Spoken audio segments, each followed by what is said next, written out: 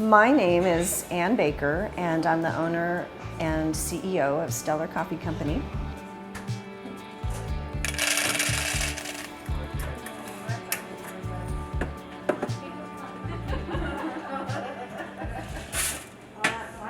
I moved here in 2011 and opened the coffee shop in 2014.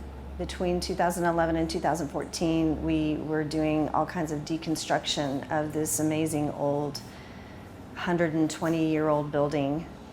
It used to be a J.C. Penney's. That was its most recent life.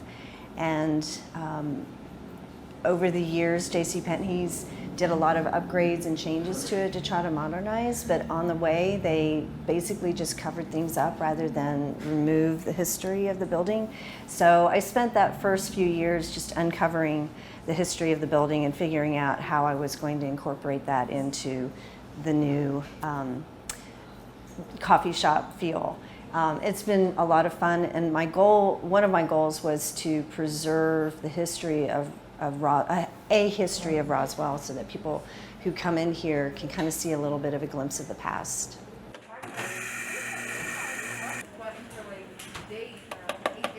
I wanted Roswell to have a place where people from all over the world could walk in and go, oh my gosh, this is the best coffee I've had since I've been in the United States, or even since I was in Italy, that's exactly what's happened. And my best compliment comes from people who are like from San Francisco or London or Paris, and they are just so thankful to have the quality of coffee that we serve.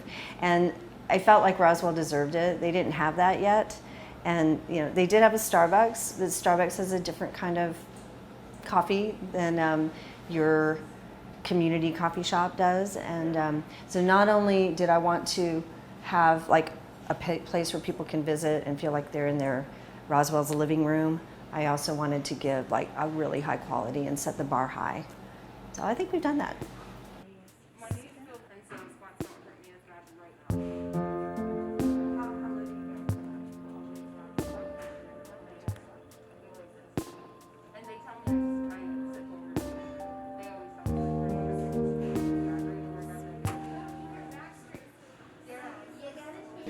Oh gosh, you're gonna make me cry.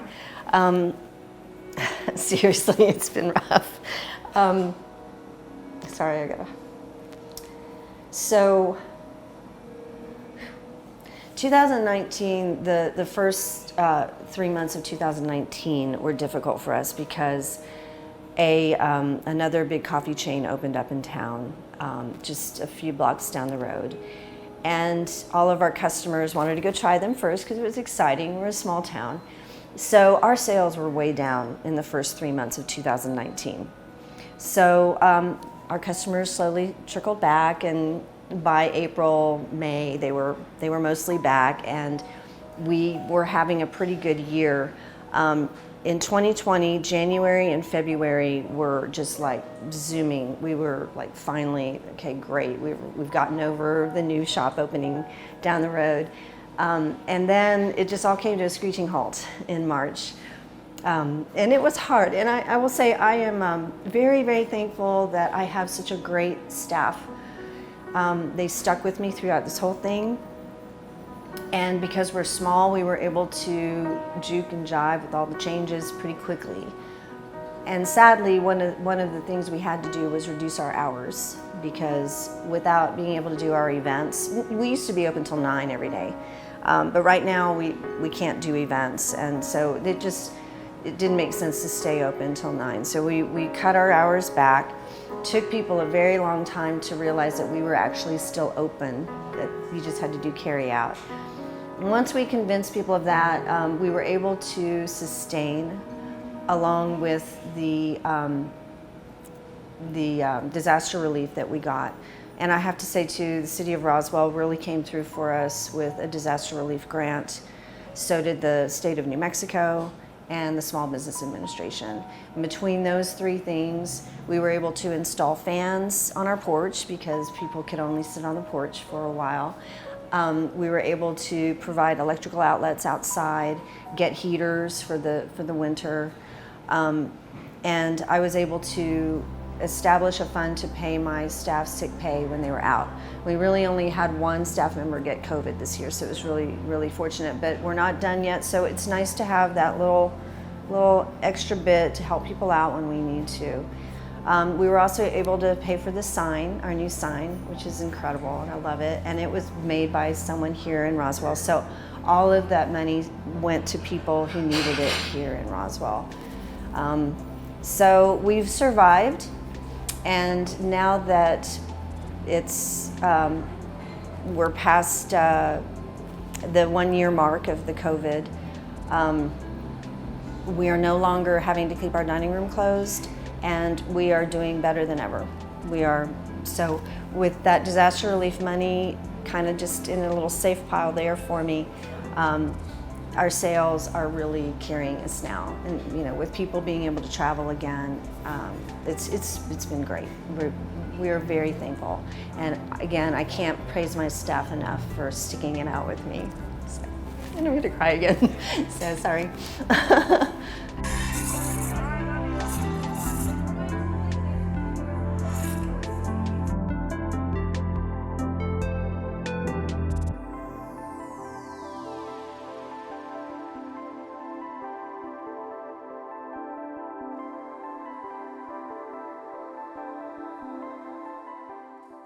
Our role in the UFO Festival every year is to be here as a place for people to come in and kind of re-energize.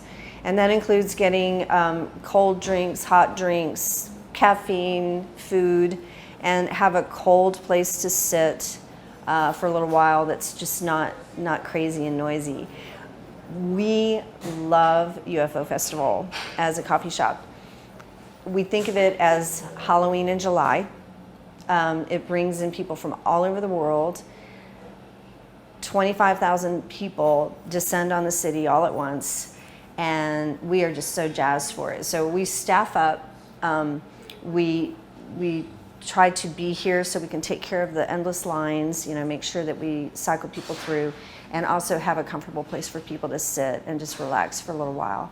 And then also, we try to have pop-up music during the day. This year I'm trying to get the symphony to have a trio maybe playing throughout the UFO Festival, so you can relax and enjoy some cool music.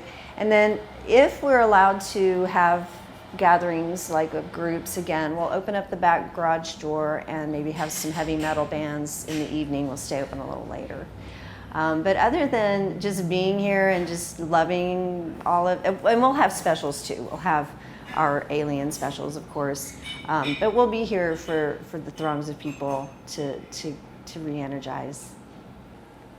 Roswell, the alien theme for Roswell has brought people from all over the world to, it provides this interest that people want to come here and check out.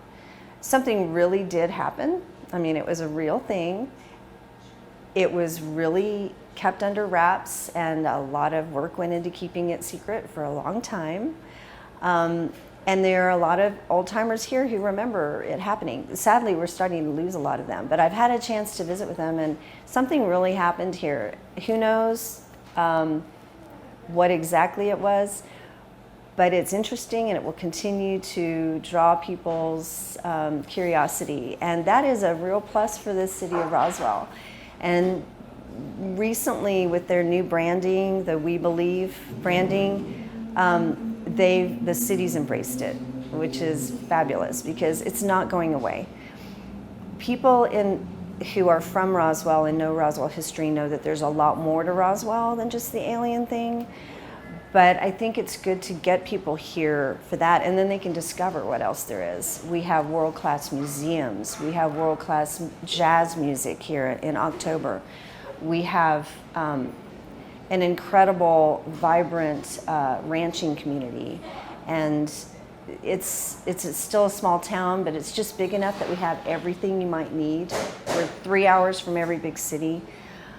So the aliens it's kind of like it's a way to get people here, to get people interested, but then hopefully they'll discover there's a lot more to Roswell. And that's why, my Steller Coffee theme is I designed my logo and my theme and my name around the UFO without being in your face about it, because I want locals to be able to relate to it too.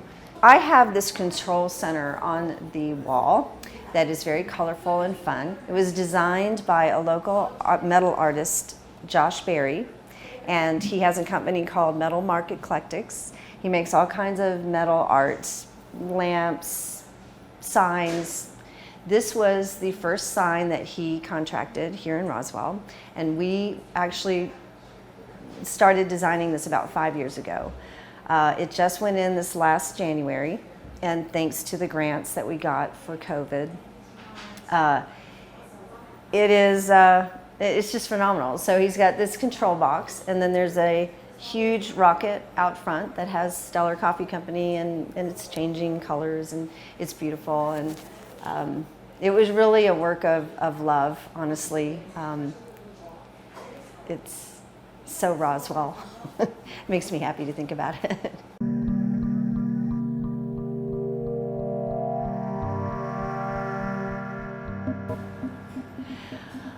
Yes, there actually was a UFO sighting fairly recently in northern New Mexico. And I am the daughter of an F-105 jet pilot from Vietnam. And he will always tell you, he'll always say a UFO is an unidentified flying object. And that means that we don't know what they are, and we can speculate. So whether they're coming from outer space or whether they're coming from somewhere around the globe, UFOs definitely do exist. And it's completely valid to be curious about where they're coming from. The incident that happened in 1947, I believe, it really happened. There were a lot of interesting items gathered from the crash site that still exist. I've read books about it, and it still raises questions. There's still a lot of secrecy around it. Do you believe in aliens? Do I believe in aliens? I believe that we are one planet in a huge universe full of millions and billions of planets. And for us to assume that we are the only living creatures in this entire universe, I think is a little overreaching. So yeah, I believe that there is a possibility that there are aliens, and I'm a big Trekkie fan, so I like to think that they're good. So.